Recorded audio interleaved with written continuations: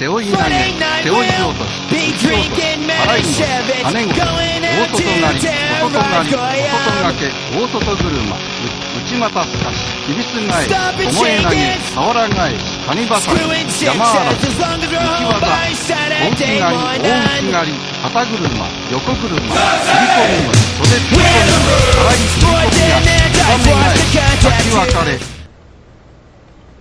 Hey, this is Catechist the Damned, and I'm trying to troubleshoot some of my theological arguments.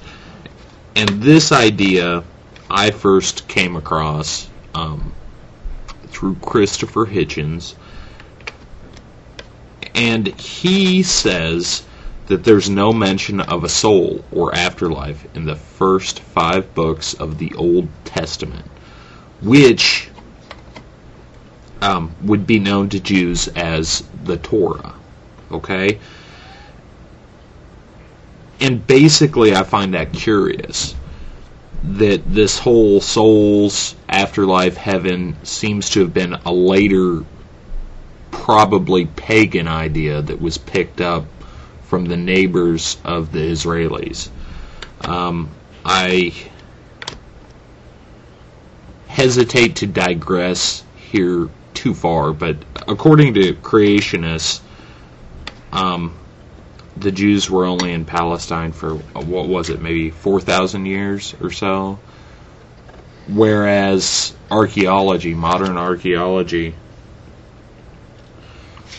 finds what they think are Jewish tribal remains in Palestine for much, much longer than that.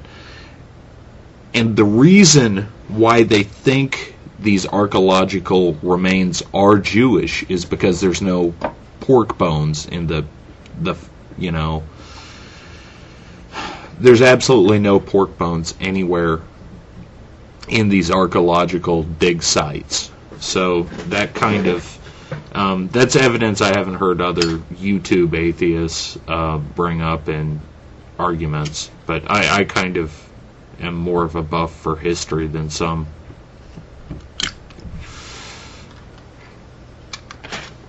Other people here. Sometimes it boils down to a lot of rhetoric. Anyways, I'll try to back that up in the description bar over here. Anyways, to get back to the point, sorry for the digression.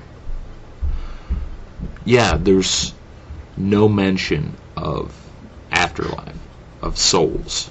So I am reaching out to the Jews of YouTube, if there are Jews on YouTube.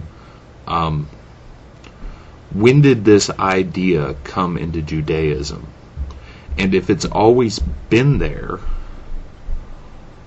why wasn't it mentioned anywhere in the first 5 books of the Torah? Or the Torah. It consists of the first 5 books, so the entire thing. Okay? Now, it might have been introduced sometime like in the Talmud, whatever. We know by the time of Christianity this was a prevalent idea. I personally think if it wasn't gained through interaction with the different pagan tribes outside of Israel, that it probably at least was introduced by the time Alexander and the Greeks invaded Palestine, and later the Romans came in, because we know the pagans knew of this concept of the soul, or whatever they called it at the time, but the basic idea remains.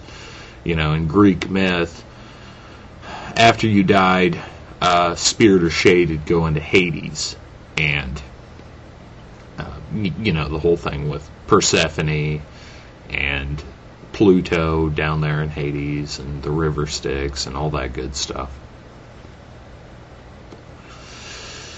And I'm not saying it was the Greeks, but obviously this wasn't an idea that was originally there. If I'm wrong, please correct me. But anyways, basically what I'm coming out and saying is I need a Jew to explain this to me. My Jewish friends and I always made clear I was a non-believer. You know, I was raised Christian, but I never, ever believed it. So we didn't really go on about the religion thing, because Jews aren't pushy about it like some Christians are. Not like all Christians are pushy even. Most are, it's just a private belief, but you get the fundamentalists who think everybody needs to be saved. And I could go on about being saved and the correlation with a book I read called The Golden Ass. I think it was by Apollonius. That also causes a spiritual transformation. That's very well documented in the ancient world. Believers in pagan myths to Christians, and I guess Jews would use that term. They'd probably say Gentile. Anyways, spiritual transformations are not just the domain of Christianity. The Hindus also will go a lot into enlightenment. The Eastern religions will go on about enlightenment. And to me, that basically is kind of a similar concept to being saved. I've concluded, I don't know if other people draw that parallel or not, but I've had a little more exposure to some Eastern religions than other people have. So anyways, that's going to conclude this video. It's a question, more of a Socratic method sort of thing than really making a claim for myself. I want to know what different people believe about this. Thank you.